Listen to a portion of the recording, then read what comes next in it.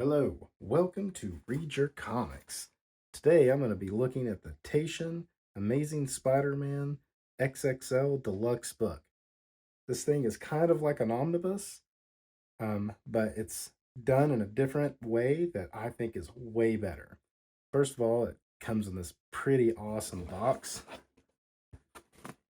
Just flip it all around. This cool print. Just basically the book cover, as you'll see in a second. I mean, the box was so cool, you don't want to throw it out.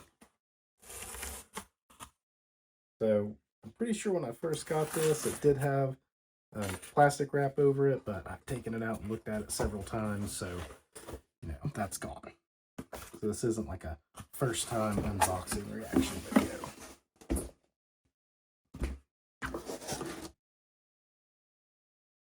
The first thing you really notice when you pull this book out is it has kind of like a fabric cover. I mean, and it's giant. As we flip the book around, you can see kind of the same images as the box. You kind of see some of the shine. Hope that comes through on the camera.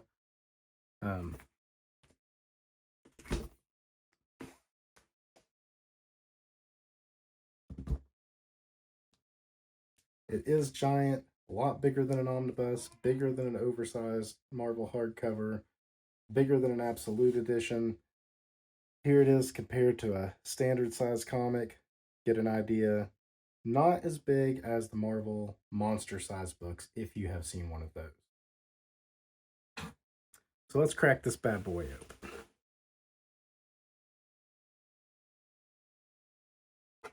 All right, we're going to start with these kind of blueprint pages, or negatives, if you will. A few of those. Nice solid blue page. I mean, I guess if you wanted to get this signed, I don't know. Stan Lee and Steve Ditko are both gone, so I don't know who you would get it signed by, but there's a cool like gatefold here that is just the Amazing Spider-Man banner. Forward by David Mandel. So here we're going to see our first big image. It's blown up. This is actually a scan from an original book. It's not a recolored copy like all of the other Marvel reprints you've seen.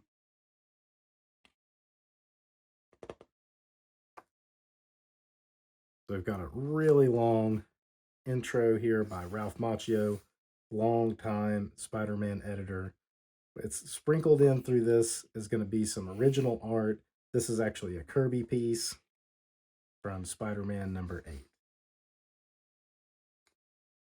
He goes into some detail about what Ditko is doing before the run of Spider-Man with Stan Lee. Showed off a few nice Ditko pieces here. Got a story from Amazing Fantasy number 12. And again, these are scans. You can really tell how it's a scan and not recolored. In fact, even the scan is kind of pulling the page from the other side a little bit.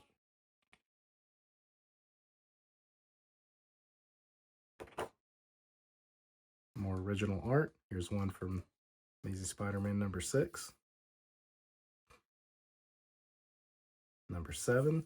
This is a cool picture here of a Spider Boy from 1931. I'm assuming from some carnival of some sort. I think they said Ditko possibly used it as inspiration for some of the poses.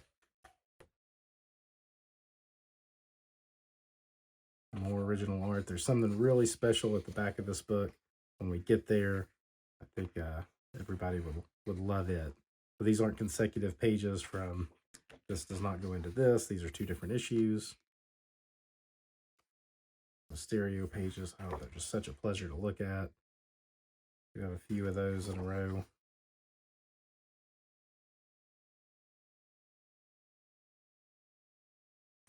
As we wrap up the introduction here, we have another big scan. More blueprint pages. These are all great. Now we get into the comics. So this is going to reprint issues 15, Amazing Fantasy 15, and then Amazing Spider-Man 1 through 19, plus Amazing Spider-Man Annual number 1. Now, like I said, These actually are not scans that have been recolored that you've seen in the omnibuses, the Marvel Masterworks, the True Believers, the facsimile editions, all those that have come out. Those have all been recolored. They have like bright, blown out colors. This is an original scan from an original copy. One thing you'll notice is the covers have like a nice glossy feel, as if it was like the original cover was printed on a heavier stock glossier paper. This is probably heavier than the original.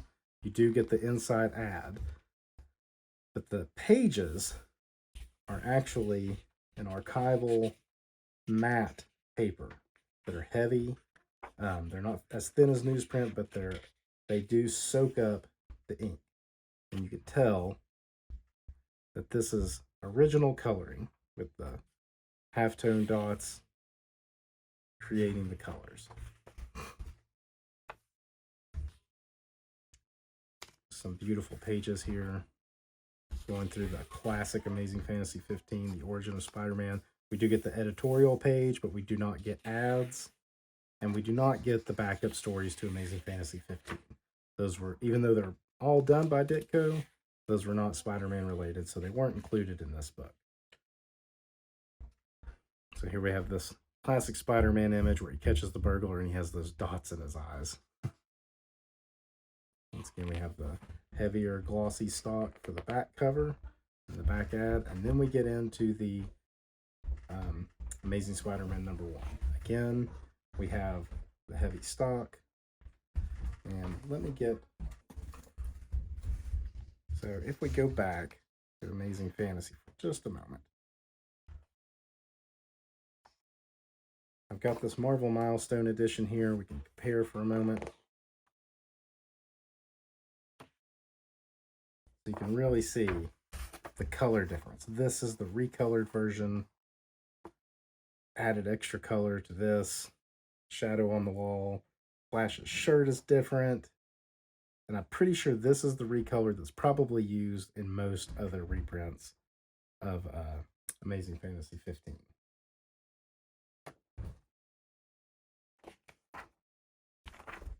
We can go to that. Although I do believe those eyes have been added back. So here we have the eye, no eyes that we saw at the end of that. So you get an idea of the color difference here between the originals and the reprints. So let's go into Spider-Man #1.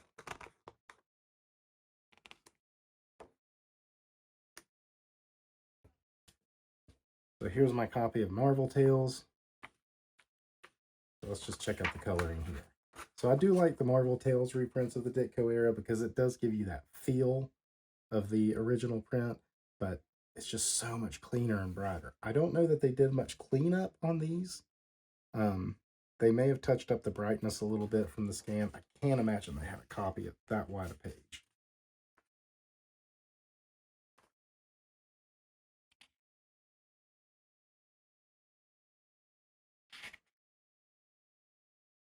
Love the coloring there again.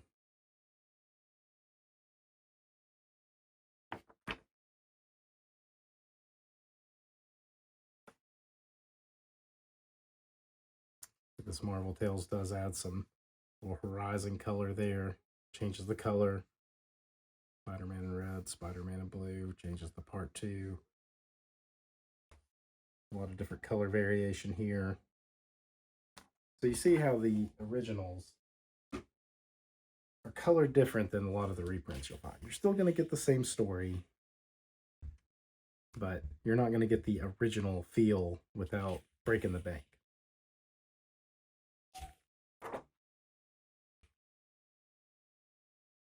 Beautiful FF pages. Love that panel. In this larger format, you really just get to see the details of Ditko in here.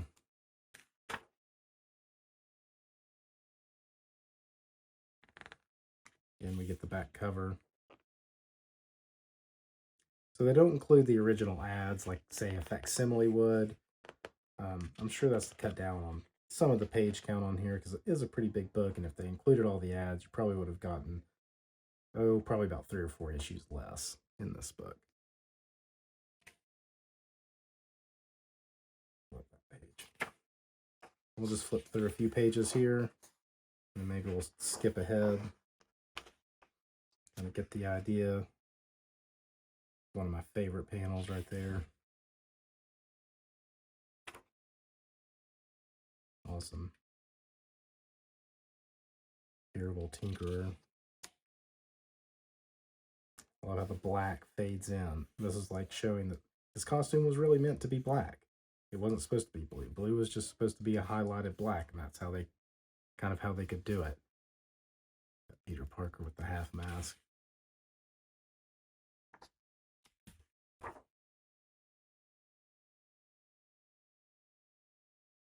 Really cool ad.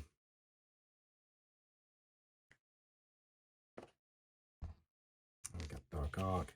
It's hard to say let's skip ahead because you want to look through all of this. Look at these Dr. Octopus panels just blown up.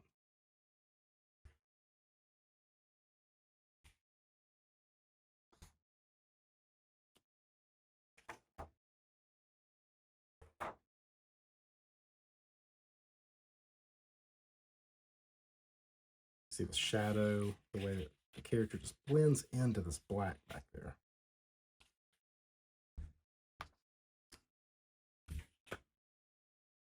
Now we do start getting the letters pages.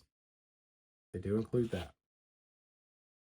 It's always fun to look to see if there's any familiar names on here, and I looked at this earlier. I don't believe there's any familiar names in this particular issue. Look at this Doctor Doom ad. Return of Doctor Doom in a Fantastic Four issue. Of course, we have Doctor Doom coming up after the Sandman.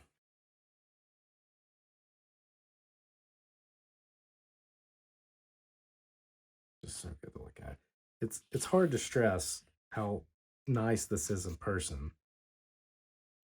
I saw the ads for this, and of course I was blown away by the ads, but once you get it in front of you, it is just so beautiful to look at. Now it's big, it's hard to find a place to put it on the bookshelf. You want to keep that box, which makes it even bigger, but this is such a good value, and an archival representation of the original format, you know, without spending 50 grand. I'm trying to get you some nice copies raw so you can actually look at them. Got Dr. Doom. You got to see his skin texture coming through his eyes. You don't see that too often unless it's a close-up.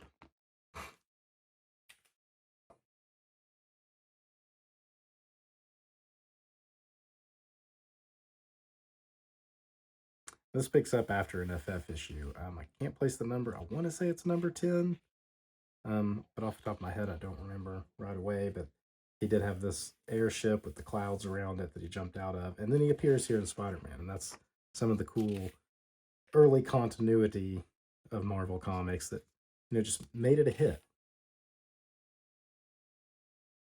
Such a funny scenario, though, with Flash dressing up as Spider-Man and Doctor Doom mistaking him for Spider-Man while the real Spider-Man walks past on the other side of the fence. Peter, he's quite full of himself, knowing that Flash has been captured, and he has to help him out.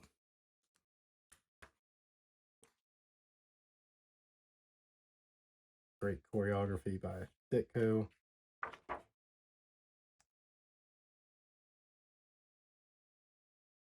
Doombots.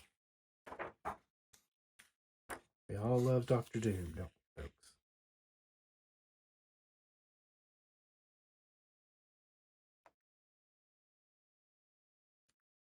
So we already have a Spider-Man appearance in Strange Tales, too. So that shows the popularity of Spider-Man is just taking off to where he's already appearing over in another book, even after just 5 issues. For the same month as the 5th issue came out. First FF annual. Got the Lizard. Now, I'm going to go a little faster here.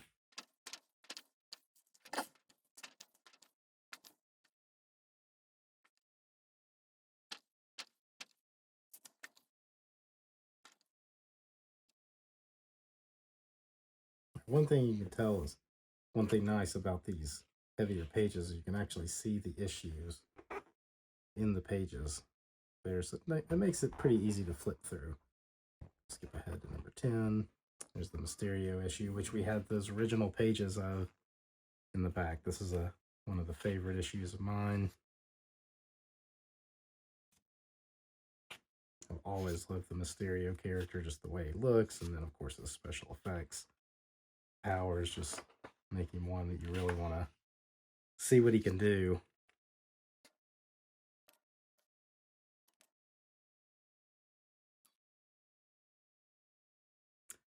And then we got the Green Goblin and a Hulk appearance.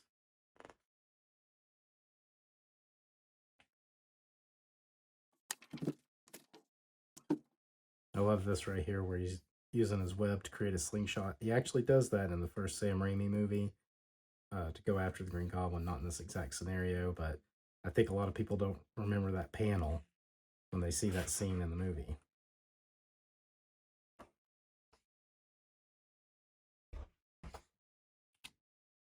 Out.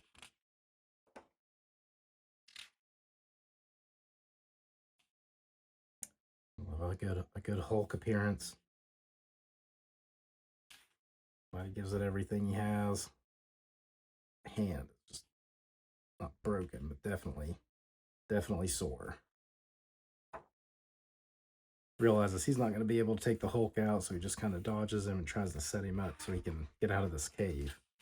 Hides from him.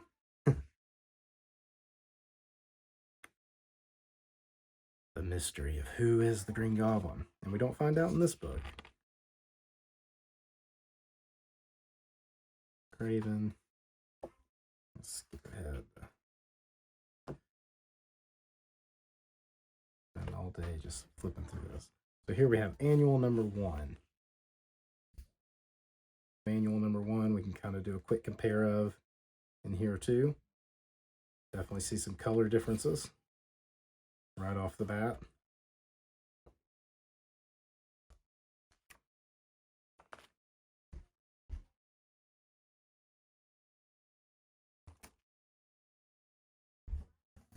Seems like they tried to keep it pretty close because you'd think they would have tried to recolor Craven's green top right there. Kind of kept that purplish color. Just so much brighter on this page. Which has its pluses, but it's like this paper just soaks the ink up the correct way. I love this so much more.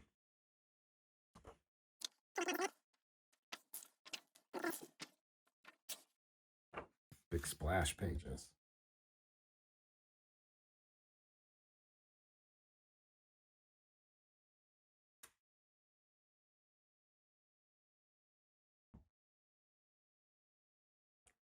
Like personally, for me, I feel like this blue, well, it's nice, it's pretty. If that's the only way you've ever seen it, it's nice.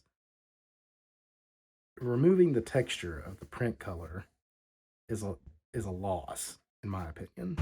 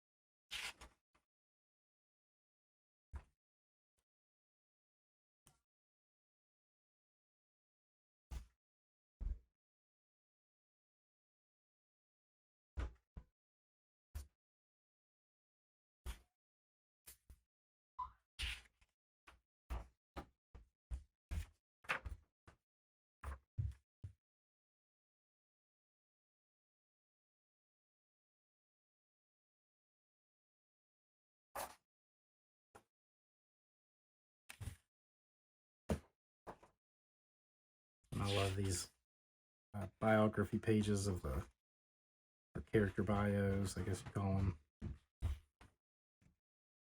All the villains and the supporting cast.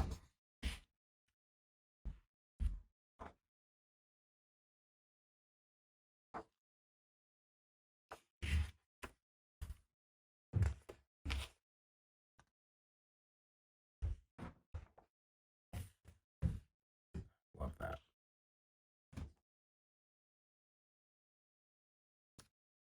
Love this diagram of the mask and how it works right there. Doesn't show the moving eyes. Didn't really do that at this point, though. Cast members, I love this diagram. I love when Jack Kirby did this for the Baxter building. I love it right here. Look at Peter's room. You have nice, easy access to the bathroom. Assuming there's a window. Well, you have that window up there you can get out of. Guest star.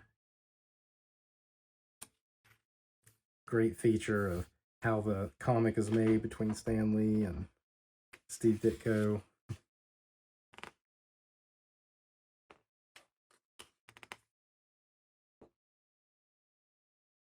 So this issue wraps up with, or this book wraps up with some synopsis of each issue. It also tells that there's a first appearance, which most of these do have a first appearance in them. Just kind of neat. Have a little extra insight into each one. If you're buying this book, you probably know a lot of that. Picture of Stan writing. Got some kind of pages there. I can't quite make them out.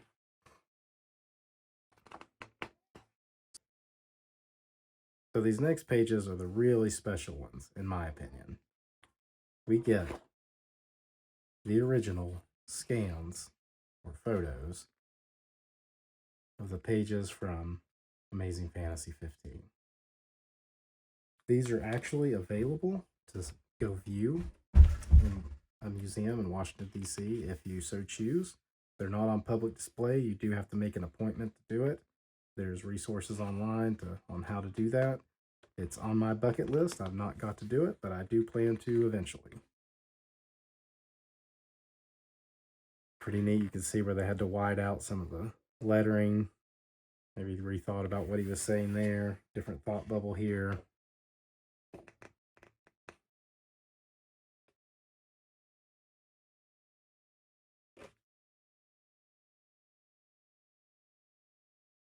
It's amazing how white these still look.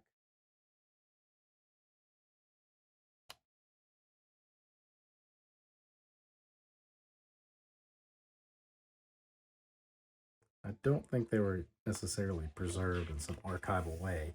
And it's actually a mystery as to how the Smithsonian got a hold of them. They were donated by an anonymous donor. No telling who that really was. There's the eyes.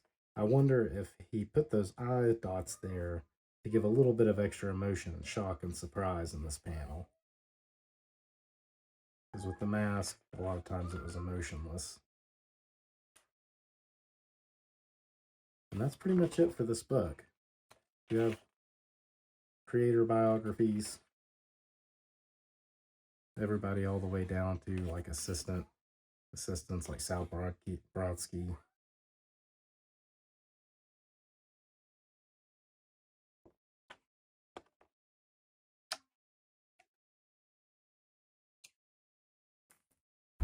So in my opinion, this is probably the best omnibus type of book you can find for Amazing Spider-Man. It only has those first 19 issues. I hope they do a second edition to get the rest of the Ditko run, at least get that completed. I love the oversized format. There is a collector's edition that has a slip case for it that looks really nice. It's quite a bit more expensive. It's the same book, though, otherwise. I do like the box it came in, so I'm not really missing the slipcase because it would probably come in a similar box and it would just be in that box too. So that's pretty much my review of the Tashcen Spider Man XXL book. And as always, read your comics.